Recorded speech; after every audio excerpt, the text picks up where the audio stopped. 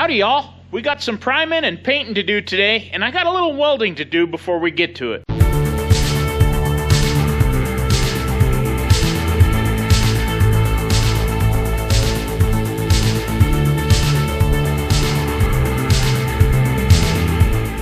Dad's out here with the Farmall 400.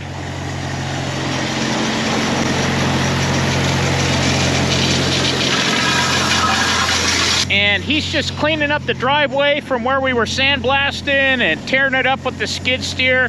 And it's actually perfect because you'll notice that there's no dust today. And that's because we've actually been getting some rain lately in this desert. Naturally, it's too windy to paint outside today, but we got a lot of prep work to do inside anyway. Those Rocky Mountains are sure beautiful today, and I think this is going to be a very nice day to paint. Got a few new parts from Caterpillar yesterday, and let me take you inside and show you what we got. I've started ordering parts to attach the track shoes to the new chains, and I've got these 8H5724s, which are the crossover part number for the old nuts that go on the bolts. I've got the bolts ordered. They're aftermarkets, but they've already been shipped. They should be here. And yeah, this stuff was expensive, but the aftermarket bolts saved the day. Actually, the nuts were cheaper at Caterpillar than anywhere I could find them. And shout out to our local cat dealer. You know, I told them I didn't need these for weeks, and they had them out within 2 days. We got some screws. These are going to go in the hood. Now, I purposely bought stainless steel ones because I don't want the rust problems in the future. One of the gems I found on eBay is this original Eisman magneto coil, and it is a new old stock original for the RC2H, the magnetos that go on our pony motors. Enough of that. Let's see what I got to weld over here on the hoist. I think I'll get my grinder out, grind off some of this slag, and get this welded back in. So apparently the tension on the spring something, or they ran the front of the track into something and I don't know, pushed it out. But I'm going to go ahead and bolster that up with a little additional weld. And this one over here, it's fine. I'll be honest, this is kind of a new one I haven't really seen as far as a repair. I've seen a lot of these track frames that break in here and they fish plate it here. But that's a new one.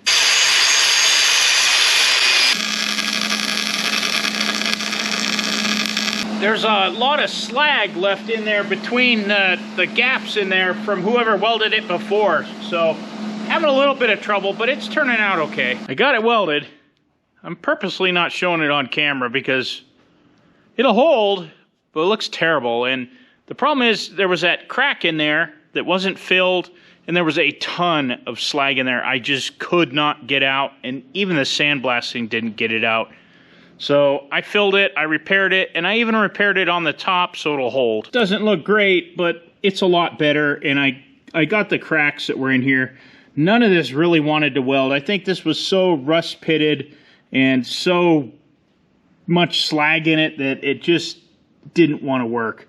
But there was a crack there. I kind of got it filled up, so we'll, yeah, primer and paint what a welder ain't, I guess. Been curious as to how these rollers off of 4G and everything are going to look on these chains, and everything looks really good. We got cold feet at the last minute about sandblasting these, so Dad's cleaning them up on the wire brush, and I think they'll be fine. And because they had the mating surface, we couldn't really keep debris out of here. We didn't want any sandblasting in there either. I'm a little upset this morning. I bought me a new wire wheel, and they've got this silly guard on here. So I'm trying to do these caps, and watch what happens. How am I going to get my work done with that in the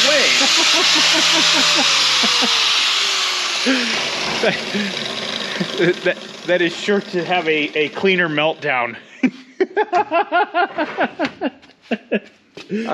I tell you how we could fix that. Yeah, cut them off. Yeah, a pair of side cutters, we can make this wire wheel work again. And my guess is somebody got sued and hurt because a wire came off of there. And it happens. I go inside with those things stuck in my bib overalls all the time. You got to wear these. But yeah, this is not advice. Don't cut those off. Those are there for a reason.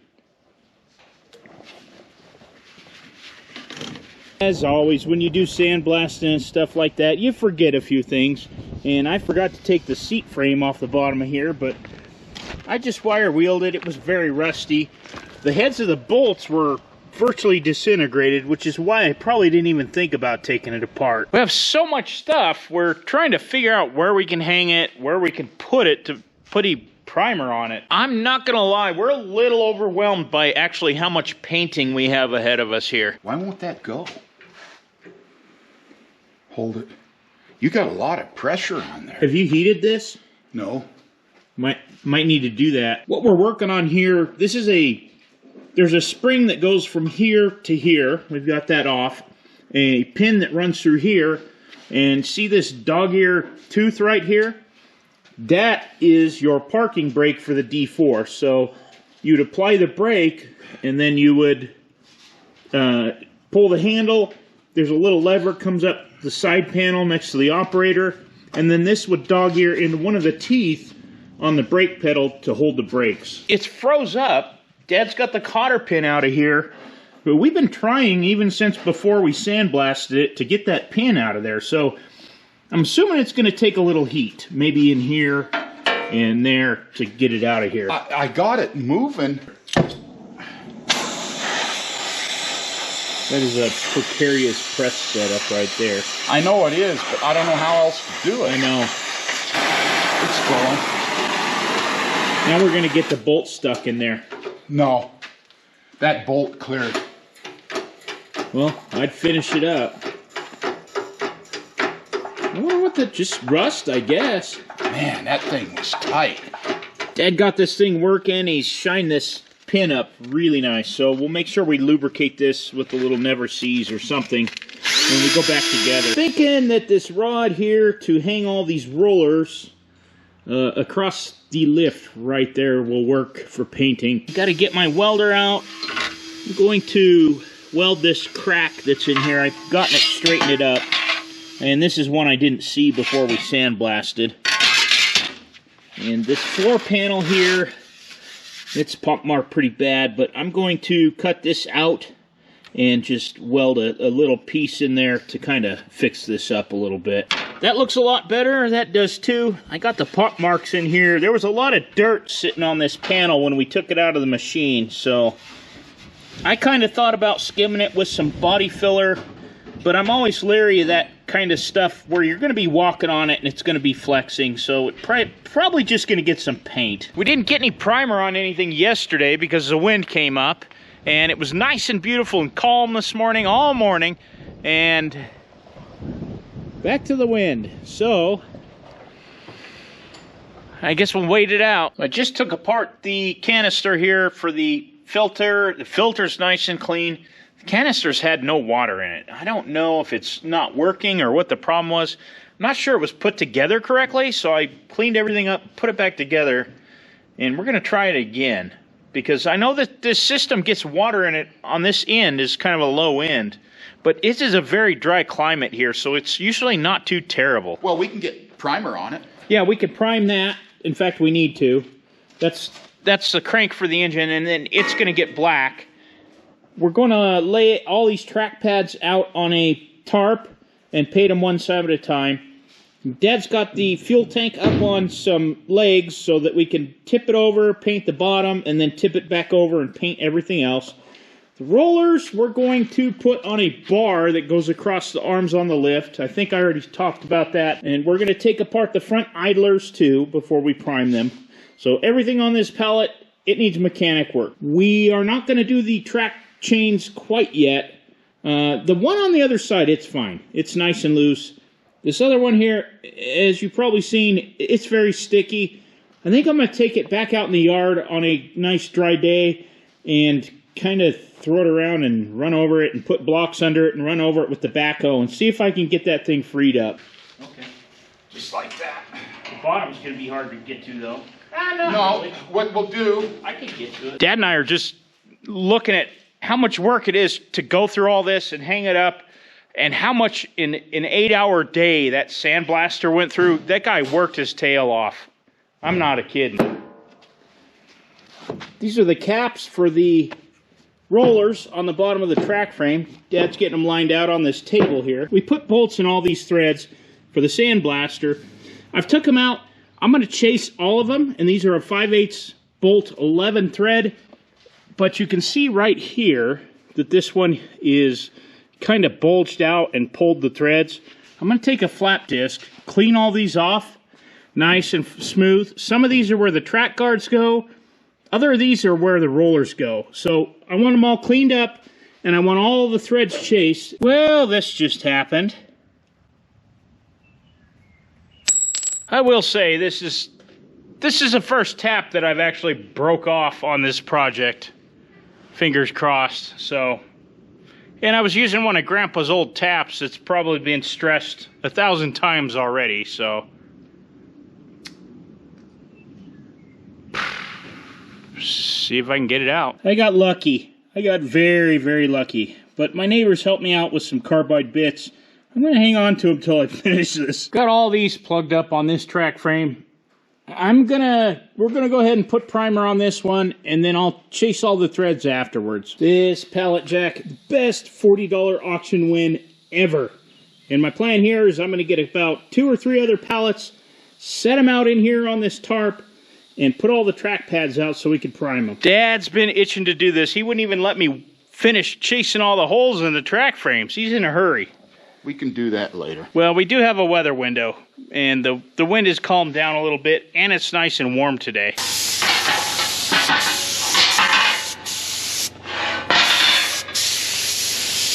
Other than the really heavy-duty cast iron ones on that late 7U out there, these are the only track guards that I have that don't have a ding or a dent in them. It's remarkable, actually. Prime real estate.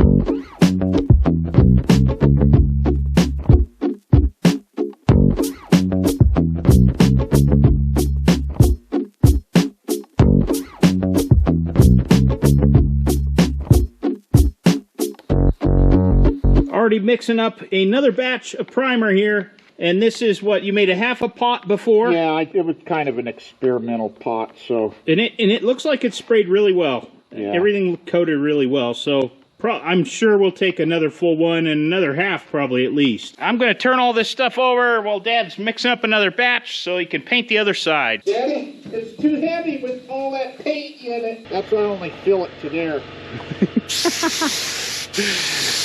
That's Jackie Gleason, right? Right. Dad loves Jackie Gleason. In fact, it's one of Dad's idols, I'm pretty sure. He quotes him all the time.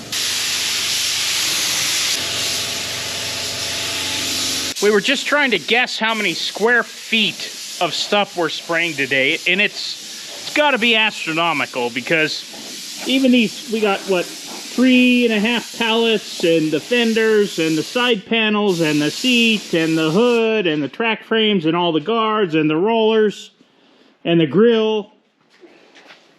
And we're not doing the track chains today, but, I mean, wow, this is a lot of stuff to paint. And I toured the Peoria factory, a long time ago.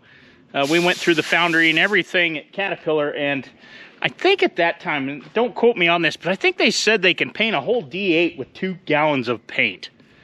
And they put the whole thing in a jig and spin it around, and it is so efficient. And you know, from running Cat equipment my whole life, that paint is, that stuff's bulletproof, almost literally. It's amazing paint. You see some body putty areas I'm going to need to fix, but by and large, not terrible. A lot of pot marks from rust. This is getting to be very exhausting. It's a lot of painting. And we're taking turns on the spray gun. The stuff we could prime outside is really drying very fast. We could handle these now. It's pretty much dry. It seems to be working. Yep, another pot. We've gotten into another gallon of primer. And I got the track frames done. Firewall seat, side panels, rollers. We got some more guards to do back there. And I got all these to do up here.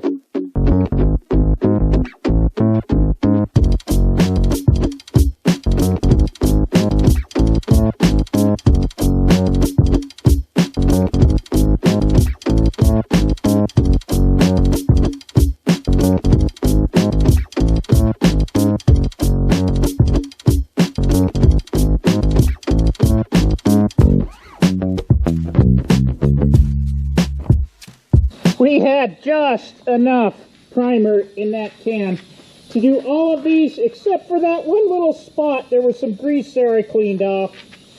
I don't know where it came from, but that's it. That's it for today. And I barely got the doors closed in time because a big gust front just came through and it made a mess outside. You can see it kicking up the dust on the other side of the hill. That wind is blowing probably 20-25 knots, so that's one of the reasons we really don't paint outside here. It can come up just out of nowhere. It just did, especially in the evenings, later in the day. So we can paint outside if we can bring it in right away, but usually by the time you do, it's too late. And we just barely got all of this stuff done before I got the door closed, because this wind came up out of nowhere, just like I said, and yeah, everything we have would be sand coated right now. Cleaner's cleaning the paint gun, and you know, how'd I do last time when I cleaned it? It was fine. He's pretty particular about cleaning this thing, so I think he likes to do it himself. There you have it. A whole bunch of primed real estate. I do want to thank you for watching, and we'll see you on the next one.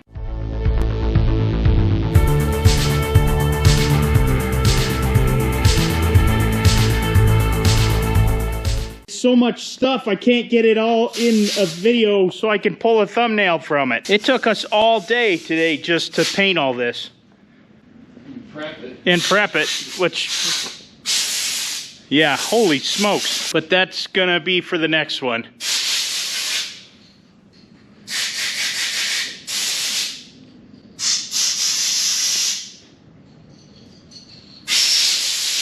That's a box full of 300 cat nuts.